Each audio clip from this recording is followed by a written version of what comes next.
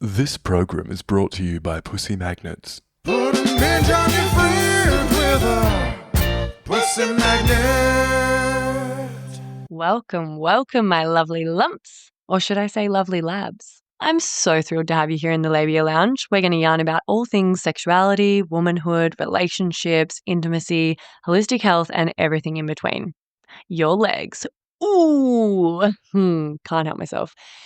Anyway, we're going to have vag loads of real chats with real people about real shit. So buckle up, you're about to receive the sex ed that you never had and have a bloody good laugh while you're at it. Before we dive in, I'd like to respectfully acknowledge the traditional custodians of the land on which I'm recording this, the Wurundjeri people of the Kulin Nation. It's an absolute privilege to be living and creating dope podcast content in Naarm, and I pay respect to their elders past, present, and emerging. Now, if y'all are ready, let's flap and do this. Oh my God, is there such thing as too many vagina jokes in the one intro? Whatever, it's my podcast. I'm leaving it in. Don't panic, you're not broken. Your sex education was a piece of shit. Get your flaps out and pull up a couch. It's the Labia Lounge. Hey gang, just before we jump into this episode, I wanted to offer you an opportunity to access my new mini course for free before I start charging for it in future. It's for people with vulvas and it's quick to complete. It's all about demystifying the female body and pleasure anatomy and getting some basic fundamentals to understand your body better. It's called Pussy Pleasure Secrets, Your Roadmap to Bedroom Bliss.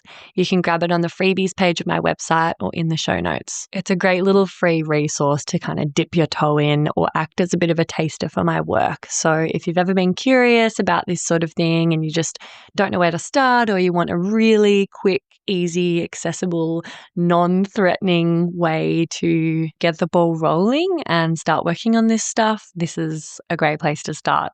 Hello, my labial lovers. I'm so thrilled that you've joined us for this one. Welcome back. I'm really excited because it's going to be quite a deeply thoughtful and insightful conversation about unlearning the bullshit and decolonizing trauma, being a whole different kind of leader in your life, in your workplace, and perhaps breaking free from some of the inherited narratives that no longer serve us, that we might be just functioning within on autopilot. So I can't think of a better person to midwife us through this delicate and powerful territory than my phenomenal guest today, Yemi Penn. Yemi is a globally recognized thought leader, researcher, and keynote speaker dedicated to transforming leadership, cultural trauma, and societal divides.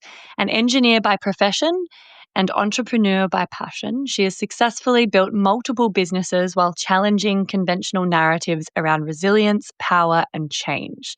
Having recently completed her PhD, congratulations, Yemi's research explores the transformation of cultural trauma through a decolonial lens, using documentary filmmaking as a tool for healing and social impact. As the host of Decolonizing Trauma and an advocate for cultural peace brokering, she inspires audiences to embrace rebellious curiosity, a mindset that challenges outdated systems and fosters innovative thinking. Through her keynotes, Yemi delivers powerful insights on liberatory leadership, thriving cultures, and breaking free from inherited narratives. Her mission is to ignite courageous conversations that drive meaningful change across generations, industries, and ideologies. Oh my God, you're a powerhouse. Welcome, Yemi. God, she does sound like a powerhouse, doesn't she? Damn, Yeah. I was like, yep.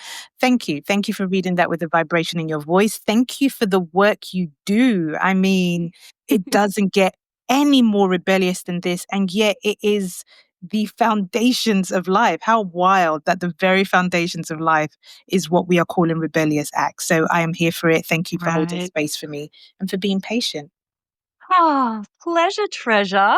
And just so honored to be chatting to you, and also to have just been delivered the news that literally today you got the letter saying that you are now a doctor and you've completed your PhD. I am. I'm a doctor. I'm a doctor of philosophy, which sounds which sounds wanky. I guess I can say that on this podcast. You can definitely say that. Sounds very wanky, but extremely proud. And as always, I've done this research with a decolonial lens so that I can give perspectives outside of the dominant narrative. So I'm very proud of that, and I appreciate you for slipping it in, because it takes me a little time to actually acknowledge the work I've done, noting I don't do this alone. I have ancestors, I have community. But yes, I am Dr. Yemi Penn, y'all. Woohoo! Get it, girl. I'm so happy for you. That's just incredible. An incredible achievement. Very exciting. And I guess on that, you've worn so many hats, like, engineer, entrepreneur, researcher, global thought leader. You've done TED Talks. You're kind of a big deal. And I'm just like wondering, throughout your kind of life, your career, these different chapters, these different hats that you've worn, is there a common thread? And maybe this is a separate question, but like, how did your experience growing up as a woman of color shape the way that you've navigated your career path and the flavor with which you do everything with? It's a beautiful question, as in, what is the thread that binds all these different titles, roles, identities together? And I don't know why, but the word transformation comes in, and I had a voice that said, "Oh, Yemi, that's another wanky term." Looks like wanking is definitely going to be the theme of today's conversation with me. But transformation, and for me, transformation is just shift in perspective. So the one thing that's been uniform across all the different roles I've had is just this desire to constantly shift my perspective, and that just links to curiosity. And if I was to probably go a little bit deeper, I'd say there's a hunger for more. And I know sometimes we have a narrative that says, well, you shouldn't always want more. My more isn't necessarily in terms of mass quantity. My more is in terms of depth. Like, how deep can I go into this human experience? How deep can I go into the untapped version of my brain, of my heart, of my soul? And so, yeah, that's probably the uniform thing. And I forget if there was another question, but yeah, please remind me. Yeah. It was just sort of about your life experience growing up as a woman of color. I know that you also had some childhood trauma, some sexual trauma, and some pretty, whopping challenges and barriers from a young age that you had to navigate and overcome. I'm just wondering if you wanted to say anything on that. So I start off with the premise of we all have a story, and I always want to make it very clear, and more so now, especially as I continue to go deeper into my documentary work, is I really like to sit at the threshold of being a victor and not a victim. I appreciate the need for the word victim, because it allows people to come to the aid of those in need of help. Where I'm in my life, absolutely a victor. And so the story I share, noting that this is obviously the best platform to do this, is for people to hold themselves with care, to rock their body back and forth as they need to soothe themselves, or tap, as you might see me tapping, or even hear me tapping on my collarbone, just to say I'm safe and I'm in my body. But I don't say it with the view that I want people to feel sorry for me. Although empathy and sympathy is always beautiful, I'd like more love for who I am now, and by all means for, the inner child of Yemi. Let's go back to the first one. I didn't know until maybe in my mid-teens that I was a Black woman, a woman of color, as some people might call it, because I just didn't subscribe to it. I was lucky enough that even though I was born in the UK, where predominantly at the time were white people, I also lived a big chunk in Nigeria, and I was fully aware, Nigeria, West Africa, I was fully aware that there were other races, because most of the things we watched on TV had come from Hollywood or from the UK. But I was around beautiful Black people. And so it's like a fish being in water saying, "Oh, I'm a fish in water." It wasn't a thing. So I just want to highlight that was really a late thing when the world decided to tell me that. And most of it actually didn't even start from what people might think. It wasn't quite racism. It was filling out application forms that wanted me to figure out what identity I was. And I still don't fully know. I know now, for the periods I've been in Australia, of why they put that. But so I never really carried a burden of identity of color. It was only when I moved to Australia 11 years ago, and now I'm in the US and Australia. So I go between both, but more so in the US. Did I actually start to feel the trauma associated to being a Black woman?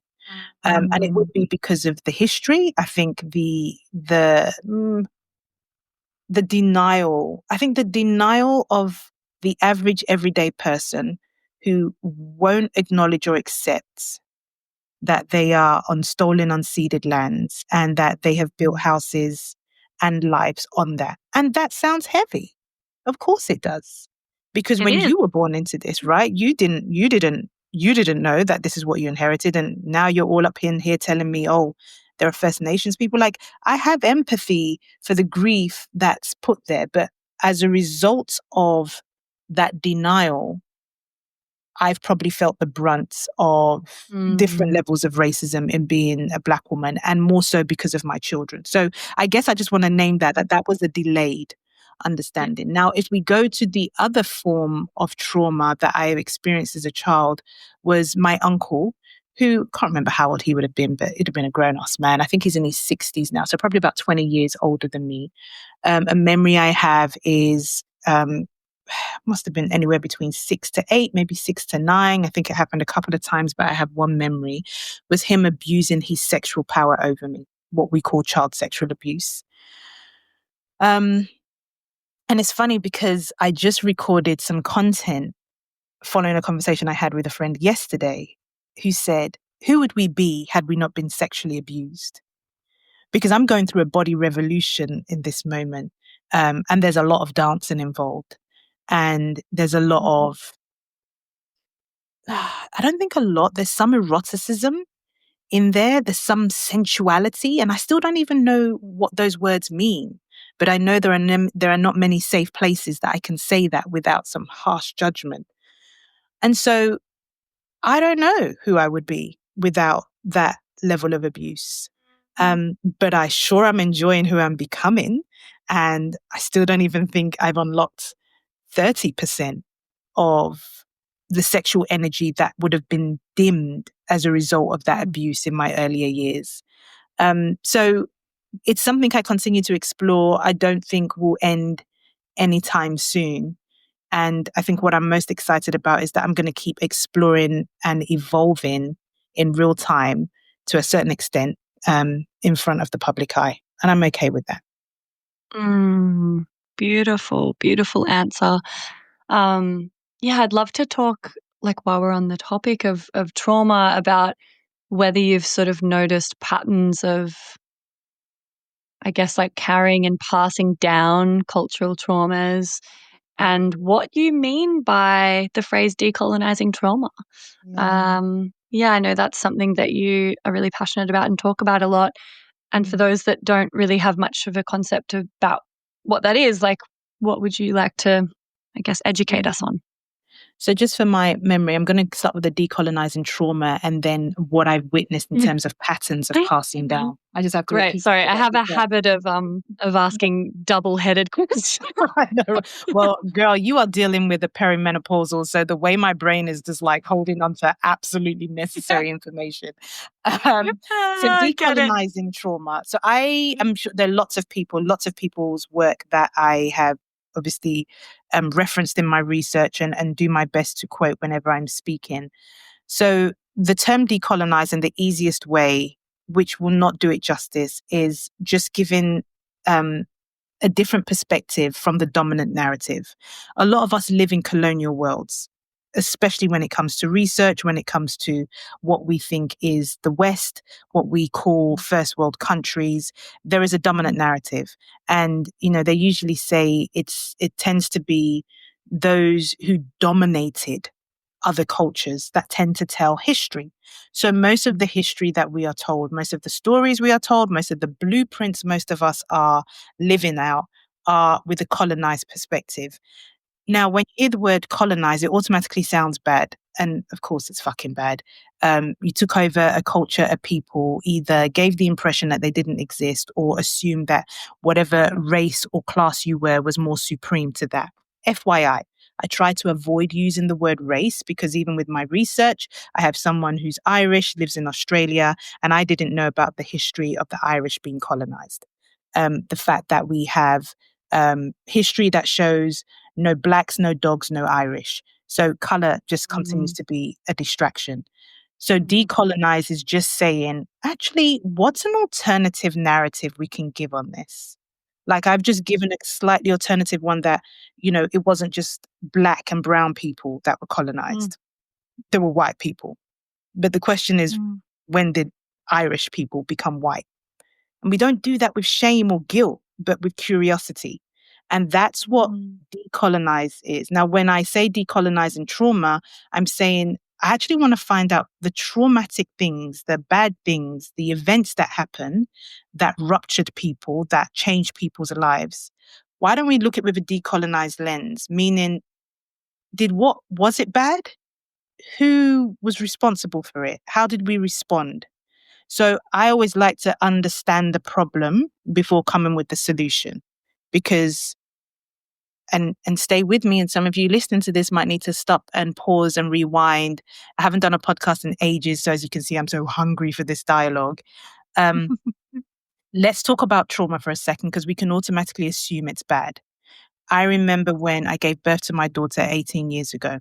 My mum, who's the least tactile, words of affirmation is not her strong point. I don't think she said I love you once, but I know she loves me dearly. I gave birth. She came into the bathroom. I was butt-ass naked, and this woman starts massaging my body with a hot towel, one of the deepest forms of love. And I'm looking at her thinking, what in the what? Who are you?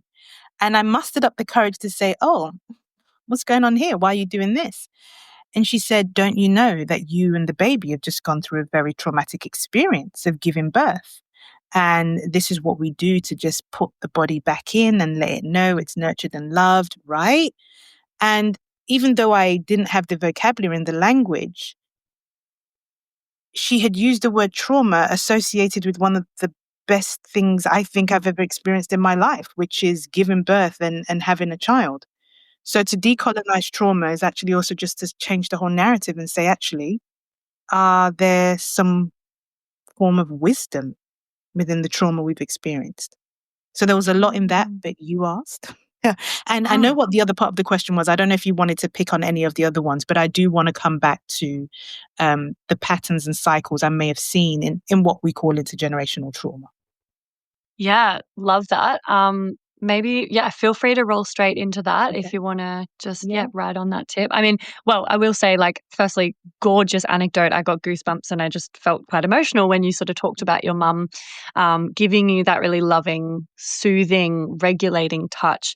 And I really agree that, birth, it's a trauma. It's a huge and scary thing that you're going through, and also paired with some pretty juicy brain chemistry and a pretty exciting outcome a lot of the time. So it can, I work with people prenatally, postnatally, doing internal pelvic release work and somatic kind of body-based trauma release work. And a lot of people come away from birth with medical trauma, or even just a sort of tension and a vibration in their body from going through such an enormous thing, rite of passage, but without any of the frameworks or scaffolding or midwifery or gorgeous sort of ancient wisdom that we really are designed to have around birth. So people can have a positive experience and outcome, but also in their body be feeling pretty fucked up after something like that as well. Yeah, so double tapping on that. But feel free to chat about that other part of my double header, which was around how women and particularly women maybe from marginalized backgrounds carry and pass down cultural trauma. Hey, baby babes. Sorry to interrupt. I just had to pop my head into the lounge here and mention another virtual lounge that I'd love you to get around. It's the Labia Lounge Facebook group that I've created for listeners of the poddy to mingle in. There you'll find extra bits and bobs like freebies, behind the scenes, or discounts for offerings from guests who have been interviewed on the podcast. There'll also be, hopefully, inspiring, thought-provoking conversations and support from a community of labial legends like yourself. My vision for this is that it becomes a really supportive, educational, and hilarious resource for you to have more access to me and a safe space to ask questions you can't ask anywhere else. So head over to the links in the show notes or look up the Labia Lounge group in Facebook, and I'll see you in there. And now, back to the episode. So Resma Manikem, if at any point someone ever does an audit on how many times I mention his name, he's written a book called My Grandmother's Hands. And I just love these three things he shares. Trauma decontextualized in a person can be seen as personality. Trauma decontextualized in a family can be seen as family traits. Trauma decontextualized in a people can be seen as culture. So let's focus on the middle one. Trauma decontextualized in a family can be seen as family traits, meaning that something traumatic happens in family line, and it could be something that a family member sadly went through the Holocaust. A family member was the child of a Nazi in Germany. And what happens as a result of that trauma, especially because we haven't spoken about it, or if you were German, you were seen as the bad person. And if you were Jewish, you were seen as the person who was persecuted. What happens is, in order to survive, that family member will start to have certain traits. And it could be quiet. It could actually be, I'm going to annihilate you if anyone ever tries to challenge my existence again. It could be very submissive, like German, because we were the quiet ones, or it could be actually quite outspoken. Whatever that is has become a trait as a result of what's happened. And as a result, when you have a kid, you raise them to be that way, even though they don't carry the same threat that you experienced. And so I'm a bit biased because of my research background. I'm aware of that, but that's what I now know, is that the cycles and the patterns come up because sometimes we've just inherited, sometimes genetically, but we've inherited socially what it is that those that came before us did. So I see it quite often, and part of the reason why I made the move to Australia, and I lived in Japan prior to that, was me wanting to break those, to see what other forms of existence could live within me outside of family. Now, once again, when it comes to marginalized groups, I can't even speak to that because everyone has different, women are marginalized groups. People of color, who are now referred to as the global majority, depending on whether you see that as a positive or a negative in terms of the language, it all differs. But either way, we will all respond to things differently. If for me, I'm so proud of being Black. I think in recent months, I've even started to own it even more. Before I may have over questioned whether I have my afro out or not. It's the longest I've had it out, just because there are moments that I've thought, is it too much? Is it too much? I also am aware sometimes when I'm walking down the street and I see someone who back in the day we would have referred to as an ethnic minority, but is actually part of the global majority. More than likely they're Black, brown, but not white, Caucasian. Can find them sometimes timid, shying away. And I started to think with a decolonized lens, because automatically I could assume, oh gosh, they're so unfriendly. I smiled at them. They didn't smile at me. But I have access to knowledge and wisdom that says, because of the inequalities we have in the world, there might be some people who have been able to escape wars and areas, and whether they've done it legally is questionable. So therefore, they can't afford to be seen. That's number one. Another version is there's a possibility that they have flown. Oh, I've got balloons coming up in my screen. That they have flown from areas of genocide or major abuse like rape, which is another tool of war.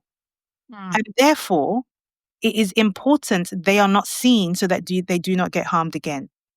My invitation, and I appreciate that it's a big word and might activate people in different way, is to decolonize whatever judgments I have. So I see these patterns. I don't know if they're automatically right or true, but when I get into a room and I share this, whether in my keynotes or conversations, someone usually comes up to me and says, that story you told, I felt like you were talking about my life. So I see it often.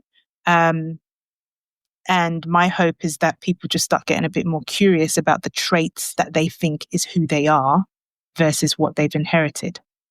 I love that. And that's sort of, I guess, an example of how decolonizing trauma can be seen in practice in day-to-day life, is just putting a slightly different lens on the way that you're perceiving a situation. And is that an example of what you have sort of coined as rebellious curiosity? Yeah, it totally is. Rebellious curiosity came up because people couldn't understand, as you read from my bio, why she got all these things going on.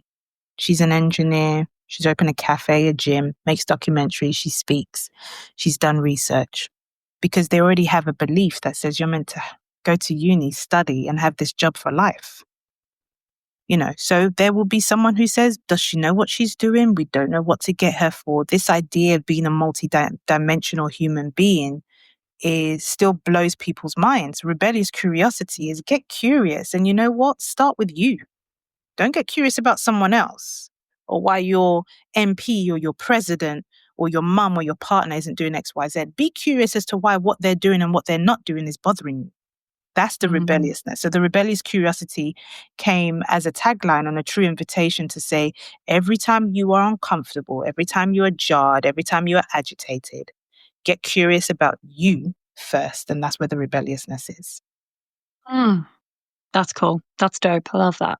That's a really nifty little takeaway that's quite, you can just remind yourself to do that at different times throughout the day, or when you're taking a front or feeling triggered or receiving somebody in a certain way. You can kind of just go, hang on, pause, let me just overlay that with like this lens of rebellious curiosity and empathy. You don't know if they're being antisocial because they're rude or because they're cringing away from being seen due to their past, being persecuted for the color of their skin or, living in a war zone or whatever. So, yeah, I really love that. I'd love to do the segment Get Pregnant and Die. Don't have sex, because you will get pregnant and die. Don't have sex in the missionary position. Don't have sex standing up. Just don't do it. Promise? Do you have a story, anecdote about your sex education? Maybe something that, was good and positive and helpful, maybe something that you would have loved to have learned more about, or maybe it just completely let you down. Oh, girl, completely let me down. I'm still waiting for my sex education. Look, maybe it was shared, but there's one that I cannot get out of my head, which it would have been an auntie or something who would have shared with me something along the lines of don't have sex because those girls who have sex or people that have sex just fuck anything, including animals. Oh, wow. Okay. Yeah, nice. Thanks, auntie. You weren't ready for that cliff fall, were you? And so at this point, I just have pictures of people fucking animals. Like, right? I mean, what do you do with that? Now, evidently, it didn't scare me off having sex. I mean, I lost my virginity, I don't know, later than maybe most of my friends. But no, I don't have any conversation. And it's so funny because literally 2 days ago, I managed to get brave enough to speak to my son about masturbation. And although I did not do a good job, I was proud of myself. So I think I need to revisit it so that he doesn't end up on a podcast in 20 years' time saying, this is what my mum said. I definitely didn't talk about animals, but so no, I still don't think I had a sex education, and that's why I'm still very much learning. What I am learning is self-taught sex education with my wonderful, amazing husband, who allows me to be goofy and explore and try things out, because every time I find myself free, as he does, I usually scream out literally during sex, I think we've just unlocked level 6. And that's my terminology, right? So love that. I'm teaching myself. I fucking love that. I love that for you. I love that as a little tidbit on the podcast. Like, that's great. Yeah, that I've definitely high-fived partners mid-sex, actually. Oh, I love it. Oh, these are the stories we need so we feel less weird. I love it.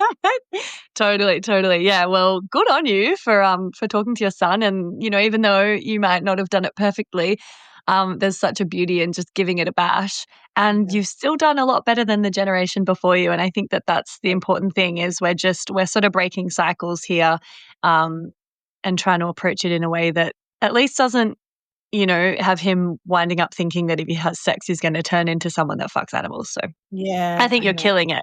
Yeah, thank you. Thank you. And if you need any help in that department, I've got your back. Oh, I'm telling you, the minute we're off this, I'm scrolling through your website for services, because this is a field I want to explore even more. And even just speaking to you, I realize how there are still so many belief systems that I've inherited that are holding me back, because it feels good to speak about this, but I can just hear the voices in the background thinking, shit, is this going to go live? Who's going to listen to this? But I'm here for it. Yeah. I'm here for it. Good on you. It's courageous. And I think sometimes I forget what a big deal it is and how edgy it can feel for people, because I'm so oblivious at this point. I've done years and years of work on my own layers of shame and resistance, and so now I can talk about it as though I'm talking about, you know, wanting some peanut butter on toast, but then I do need that reminder every now and then that not everyone feels that way. So I really want to honor you for your bravery and openness, just even coming on this podcast with the title that it's got, but also to kind of go into telling us about level 6. My husband is Okay. gonna love it. Go on. Awesome. All right. A little this is probably just for my own sort of curiosity and like sustainability. How do we go about being like, I guess, balancing like rebellious curiosity and questioning like the system without, I guess, like burning out and just losing hope and feeling really cynical, because that's like a pitfall that I sort of struggle with. Yeah. Well, firstly, don't be so arrogant. Arrogant in the sense that you are going to fix everything in the now, in that moment, or even in this lifetime. Yeah. Right? Let's just unhinge ourselves. Let's unshackle ourselves from that, because research is showing that trauma can go back 14 generations, which also means wisdom can go back 14 generations. Let's not forget that. Let's always give a balanced, decolonized view. And so with that, we do the best we can in the moments. And once we know, I promise you, it goes a lot faster. So one way that we can avoid burning out is just taking that responsibility off. Another thing I suggest is, where you can, extend the grace to your parents, that even if it appeared completely fucked up, they did the best they could with what they had. Yes, there will be quite a big percentage, not as big as the other, who may have had some real genuine problems where what they did was really fucked up. But that was a reality for them. It just allows you to unhinge yourself from that and maybe stop telling the story over and over again to yourself or to others.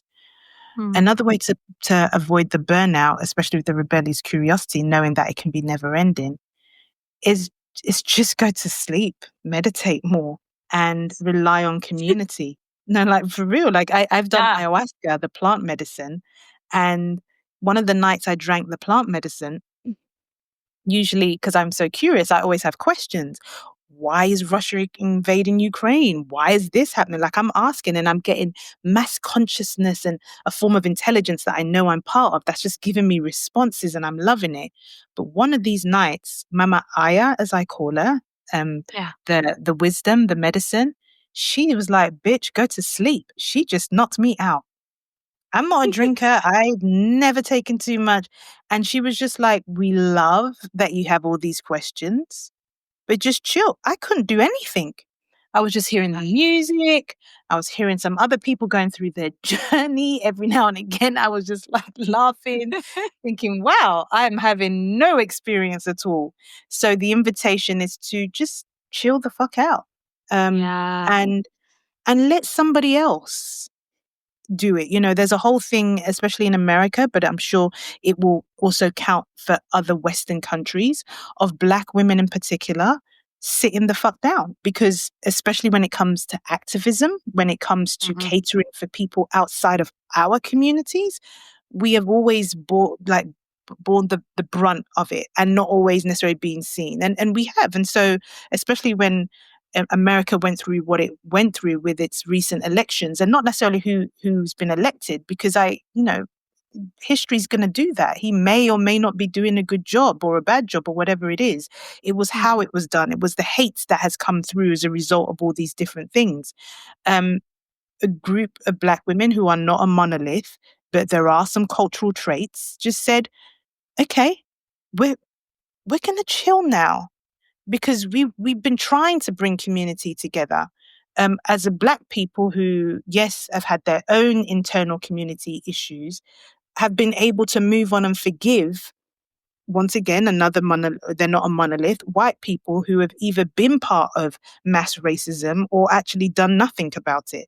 So if we can move on and live in that, we also must be okay with taking a break so others can do some work.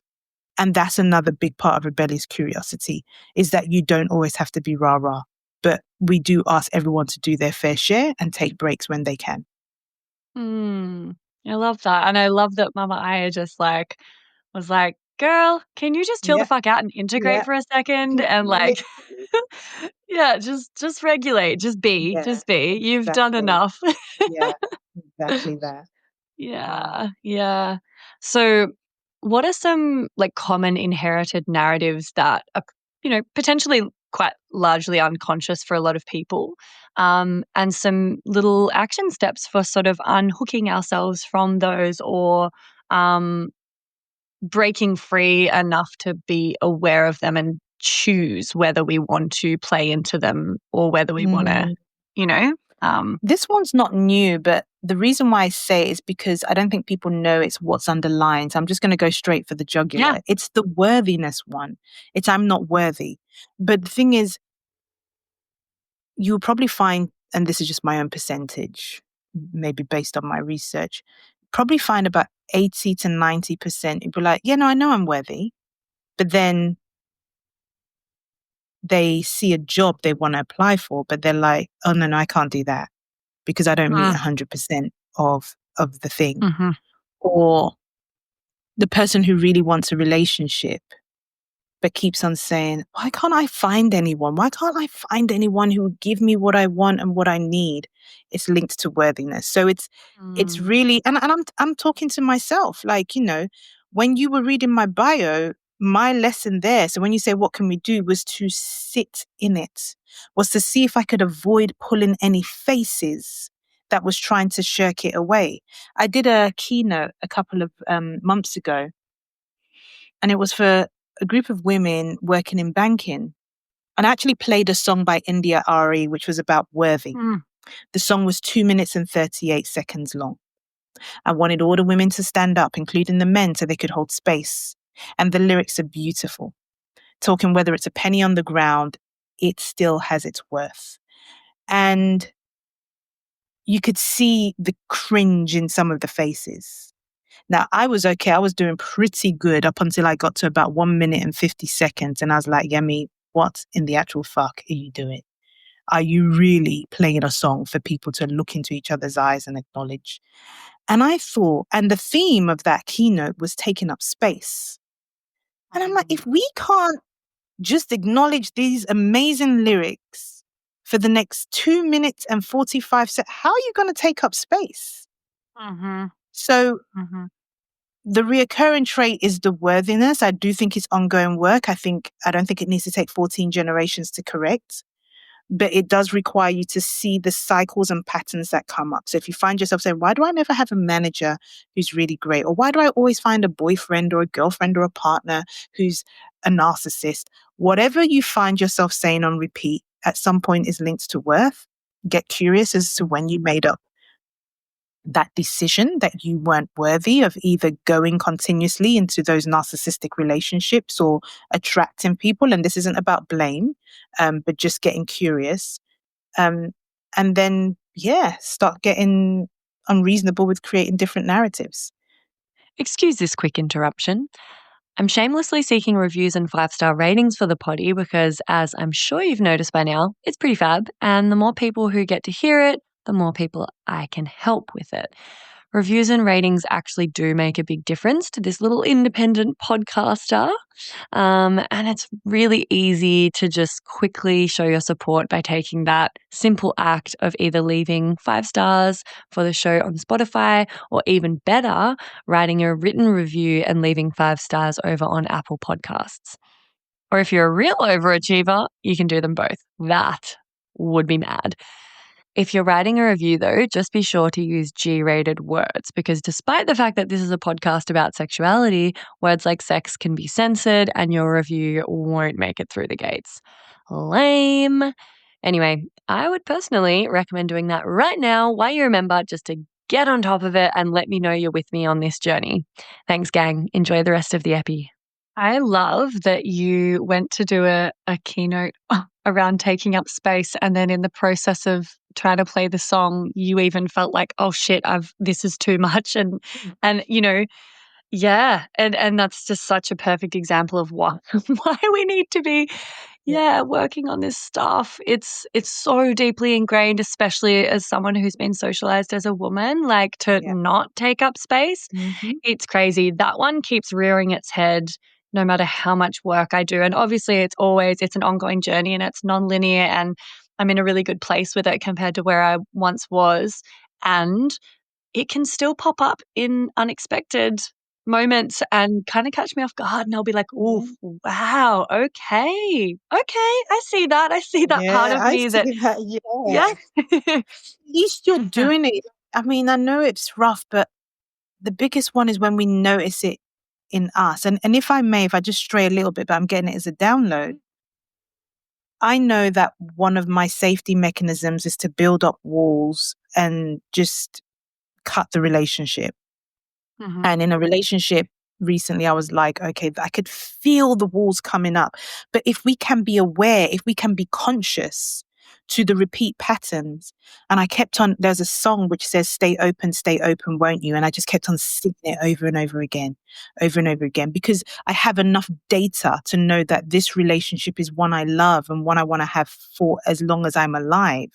So I needed to understand, and what my body was doing was saying something has happened that has triggered you and frightened you and wants you to go back into what you did before to protect yourself. But we now think you are awake, and we don't think that what's happened is as bad as what happened in the past that's making you build those walls. So keep doing this. And it's one of the biggest lessons I've had. And that was something that literally happened 2 weeks ago. So it's ongoing. It's ongoing.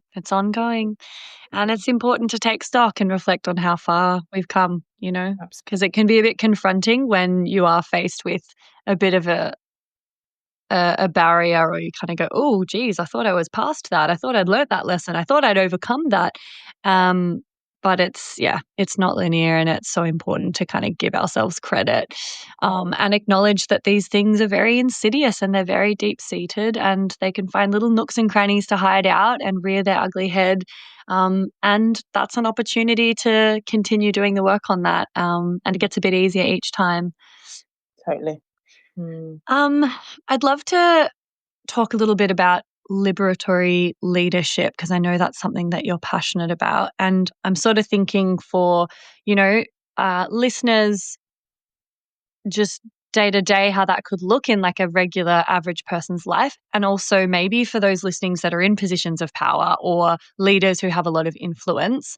Like what does liberatory leadership kind of look like on those different levels? And what are some kind of practical things that you talk about for people to try to incorporate and, I guess approach the way that they move in the world and the power and the leadership that they have?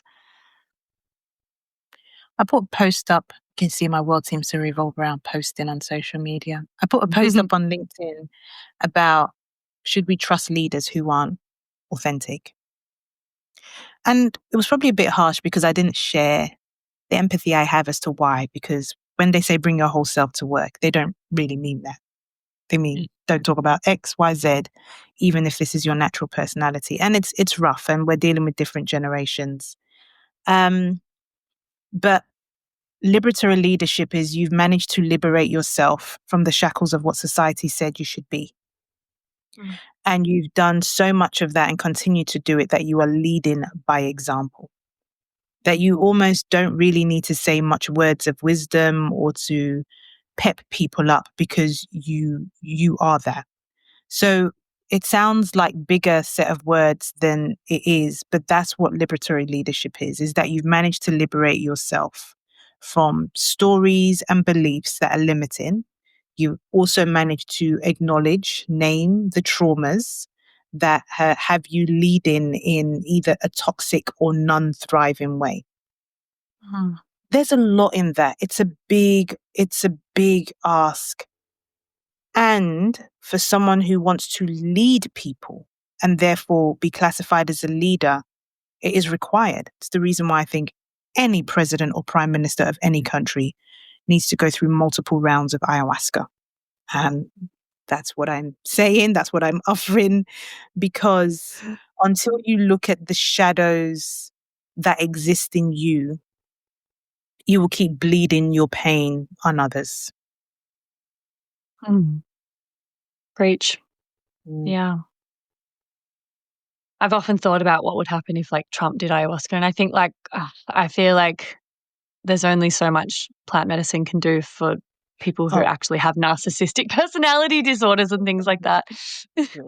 And look, I don't want to make it out like plant medicine because I don't think everybody needs to do it. I don't think we all need to do it. I think we could all access a level of consciousness. I think there's a possibility that if someone like Trump and other personalities do it, they'd probably just come back more with a God complex. Totally. I don't think we need any more of that. No, but I love the sentiment. I love that. Okay, so we're approaching wrap-up time. Do you have a TMI story for us? TMI, we love it. TMI, we love it. Oh, TMI story. Gosh, I'm sure I have so many. And like maybe, based on what you were just speaking about, this thing around, be your authentic self, but actually not that bit and not that bit. And oh my God, don't talk about that bit. Like, is there anything that you feel really resistant or confronted by showing about your personality or your lifestyle or your values as someone with influence that is on big stages and, has a bit of an audience? Like, is there something you feel like might be a bit TMI that you haven't really felt safe to broach or to role model? I'm excited by you even asking this. And I think that excitement as I listen to my body is linked to the TMI that I don't even know what I'm going to say yet. Because there is something that still concerns me on how I show up on social platforms that I know will be judged. And I believe it is linked to my body and my sensuality. I actually think had I not been sexually abused, had the world not and continue to diminish the role of the woman as just being a sex slave to her husband or men, and to give birth to children, I may be different. I don't know. But what I find is that when I have music, I want to move my body in ways that the world told me was dirty, told me was that negative connotation of eroticism. And so even though it's only TMI because it feels like a confession, my genuine fear, but not enough to make me stop, which is good, is that people who are so tied to their beliefs, whether it's religious, moral, ethical, might label me as bad for enjoying my body and how she moves me. Yeah. Oh, I've got goosebumps. That I felt that in my body. Thank you for sharing that. No, thank you for prompting me to release that, because it just means I'm going to keep on showing up as my body needs her to, and those who want to welcome. And these are things I will do, is eventually start having my own conferences where people are safe to move their body without needing to be sexualized. Yes. Yeah. Oh my God, I love that. I hate how disconnected we've become from our bodies and sensuality. You know, there's a difference between sensuality and sexuality, and there's nothing wrong with either of them. But I feel like there's so much stigma and shame and shutdown around sexuality that that also encompasses sensuality and embodiment, and just feeling expressive, you know, like authentic expression, if it doesn't look a certain kind of neatly packaged way, can be really, shunned or confronting for people, or seen as performative, or seen as a bit much. And so I think we really, really limit ourselves, especially as women, especially when it comes to embodiment or expression or sensuality. And that's an ongoing thing as well. I've grappled with that, my whole life, and moving into this industry as well, being, you know, a figure, being seen online, creating content. It's a really interesting journey. Yeah. Wow. I never thought of it that way. Oh, okay. Yeah, we definitely need to connect after this, outside of this podcast. Yeah, because I want to know more. Right. I would love to. So to just tie a bow on it, I know we've jumped around a little bit. I had way too many different questions. This always happens when I'm really excited to talk to someone. It's a bit ambitious how much I think we're going to get to cover. But is there anything that you would like to offer or express, just to kind of cap off this episode? Maybe something that, you know, a little gap that didn't get mentioned, or just even a word to send listeners off with. About either how they move in the world, how we can kind of work together to create meaningful change, and really anything. I know that's very open-ended and broad, but it is. But I tap into what's coming up. Is I'd love to invite you, the listeners, to daydream about the free or freer version of you. What is she, he, what are they doing? And really daydream into that. And maybe I'll just leave it there for now. The next thing, just because I'm rebellious, is who do you need to be to become that version of you? Love that. Love that. Oh my gosh. Okay. Well, I will put links to your work in the show notes. I'm really excited to watch. I actually haven't seen the film. And I just really want to honor you and thank you for being so open and so vulnerable and so generous with your beautiful brain on this podcast. And it's been really beautiful to connect. Thank you for having me. Hey, me again. If you'd like to support the potty and you've already given it 5 stars on whatever platform you're listening on, I want to mention that you can buy some really dope merch from the website and get yourself a Labia Lounge tote, tee, togs. Yep, you heard that right. I even have Labia Lounge bathers. or a cute fanny pack if that'd blow your hair back.